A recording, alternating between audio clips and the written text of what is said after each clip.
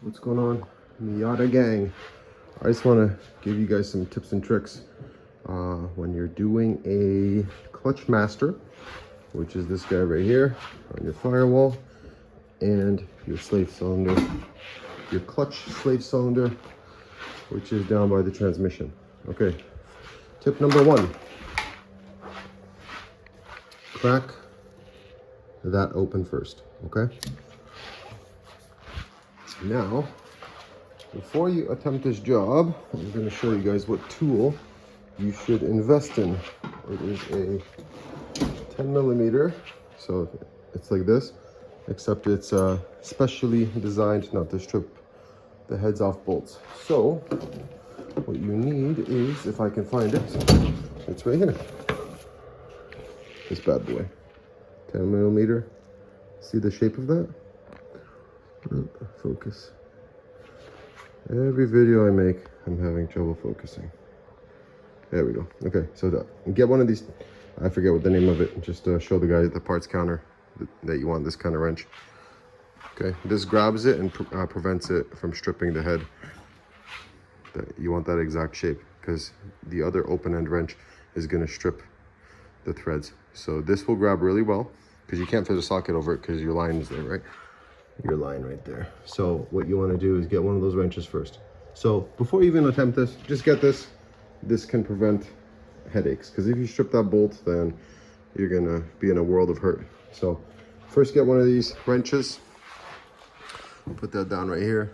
Then after that's cracked open, you could use this short one like this to maneuver, because it's very tight over there, especially if you have cruise control. This is your cruise control right here. This is in the way, so it's very tight to get any access to the bolts. Then you got two 12 millimeter nuts holding it onto the firewall. Okay, so when you're reassembling this corner, so you're putting your new clutch master in, here's a good trick. Do not put the clutch master onto the firewall yet. So don't put those nuts on. First, you're gonna hold this with one hand, and then you're gonna try to get those threads started inside the threads inside the clutch master. Now the reason for that is because if you bolt that to the firewall, you don't have any play, so you don't have any wiggle room, if you will.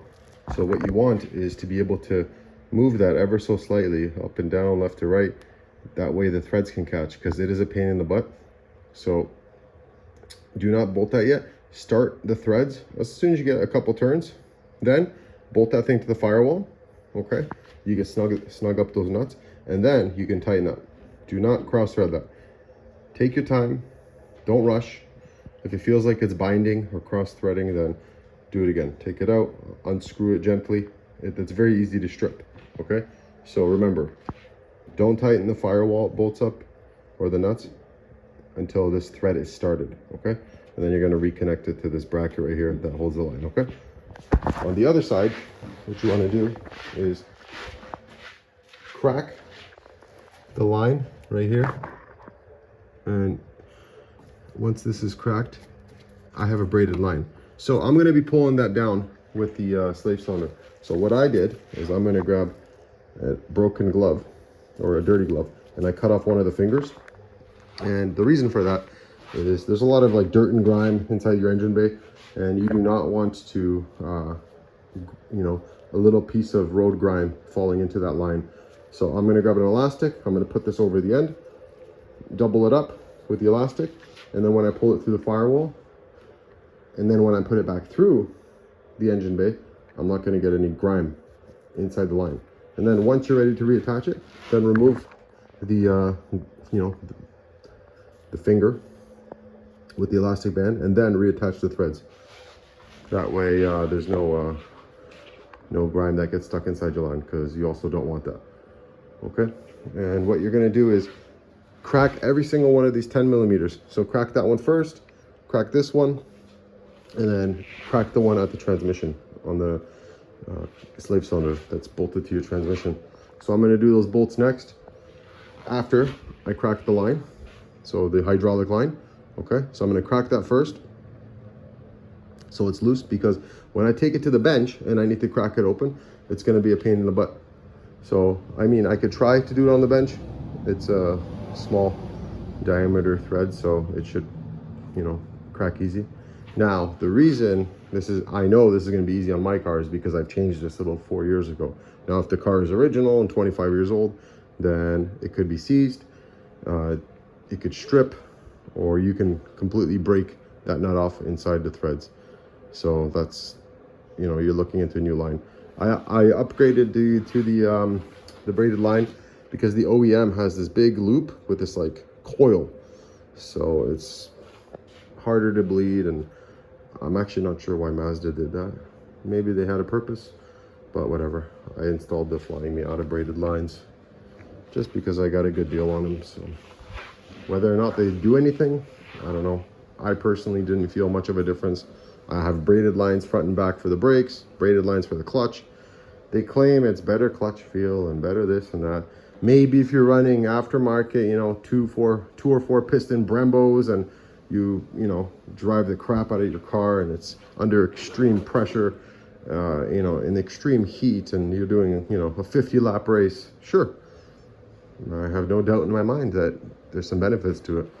But the OEM Mazda stuff is also exceptional.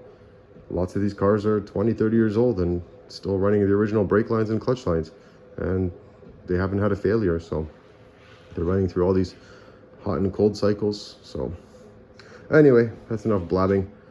Hopefully these tips can help you guys out to make your job go smooth, so you don't, you know, break any bolts, any threads, have any problems, because as soon as something like that happens, then you're not going to be getting your car back on the road the same day. It's going to be a headache, and you're going to have to replace all that stuff. So from what I heard, you should change the clutch master and slave cylinder at the exact same time. Don't do one or the other.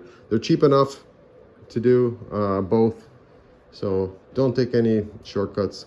Do them both, get it out of the way. And another piece of advice before I end the video, just buy some quality stuff. Rock Auto, very cheap. I know it's tempting to buy the cheapest Chinese crap, but you don't want to go that route. Do the job once, do it right, and like I said, this is cheap enough to buy, so just don't be a cheap ass. All right guys, good luck.